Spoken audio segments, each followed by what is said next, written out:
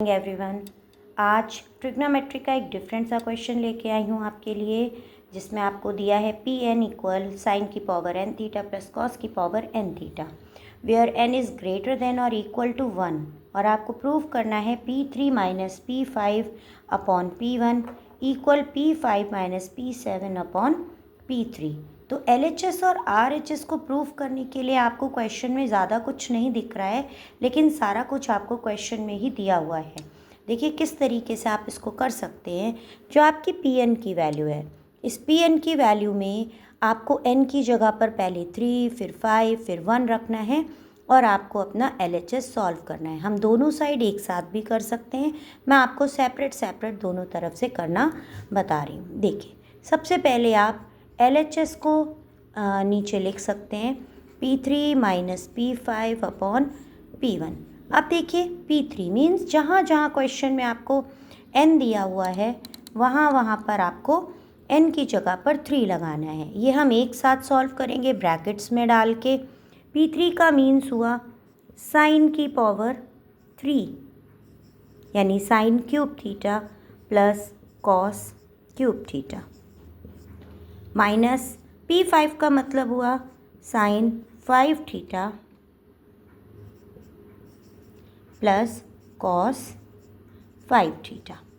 देखिए इस तरीके से मैंने सिर्फ और सिर्फ वैल्यूज़ लगाई हैं इन दोनों की जगह पर, और पूरे के अपॉन में P1 क्योंकि हमारा N जो था वो इक्वल था 1 के या फिर ग्रेटर भी था, तो हम 1 की वैल्यू लगाएंगे। तो 1 आप पावर में लिखिए या मत लिखिए, इससे हमें क्वेश्चन में कोई भी फ़र्क नहीं पड़ेगा। इसके बाद अब आगे इसको करने के लिए माइनस से ब्रैकेट खोलेंगे। तो एक छोटा सा कॉन्सेप्ट है जिसमें बेसिकली बच्चे गलती करते हैं कि माइनस के कारण ब्रैकेट तो ओपन करते हैं लेकिन साइन चेंज नहीं करते हैं।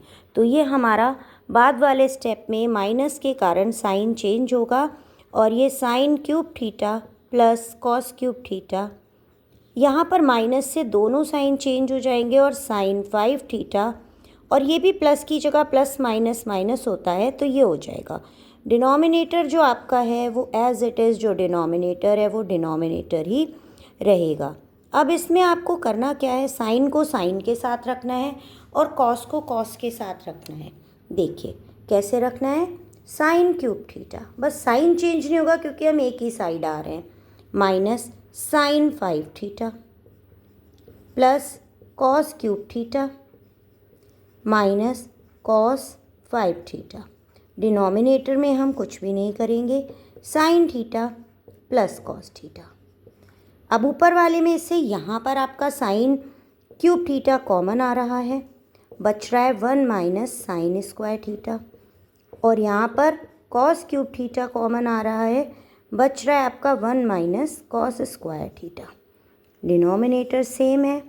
अब आप देखिए आपने आइडेंटिटीज़ पढ़ी हैं, क्या आइडेंटिटी पढ़ी है, 1 minus sign square theta cos square theta होता है और 1 minus cos square theta sine square theta होता है। तो इनकी जगह पर हम आइडेंटिटी लिख देंगे, sine cube theta cos square theta plus cos cube theta sine square theta over sine theta cos theta, बीच में प्लस का साइन लगा हुआ है। बस अब कुछ नहीं करना है, ऊपर से साइन क्यूब आपको यहाँ पर साइन स्क्वायर थीटा और कॉस स्क्वायर थीटा कॉमन ले लेना है।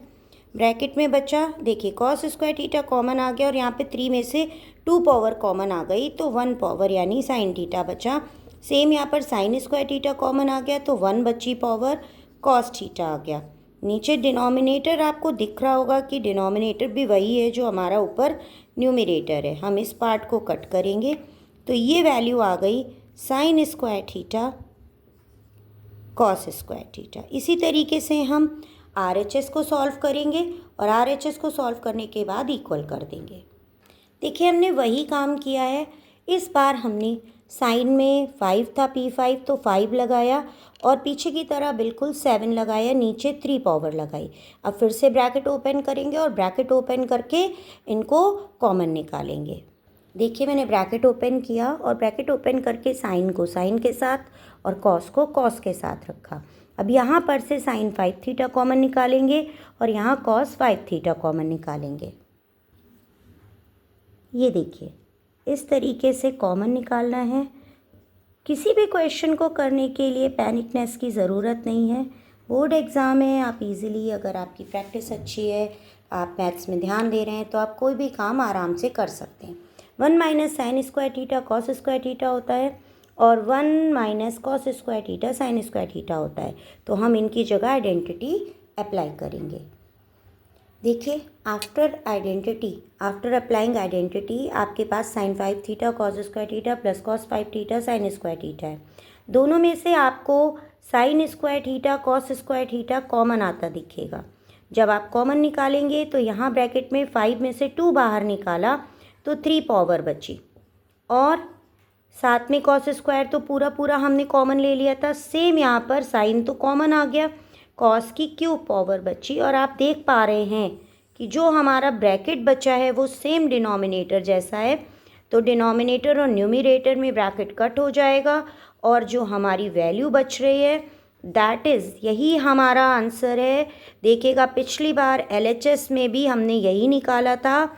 ये देखिए, LHS में भी हमने सेम वैल्यू निकाली थी और RHS में भी हमारी सेम वैल्यू आ रही। तो आप इसके बाद लास्ट में लिखेंगे LHS इक्वल RHS। तो इस तरीके से ट्रिग्नोमेट्री के अगर किसी भी क्वेश्चन को करने में आपको एक साइड से दूसरा साइड आंसर नहीं आ रहा है तो नो इशू, आप दोनों साइड से सॉल्व करके भी उसको कर सकते हैं। आई होप आपके लिए ये हेल्पफुल होगा।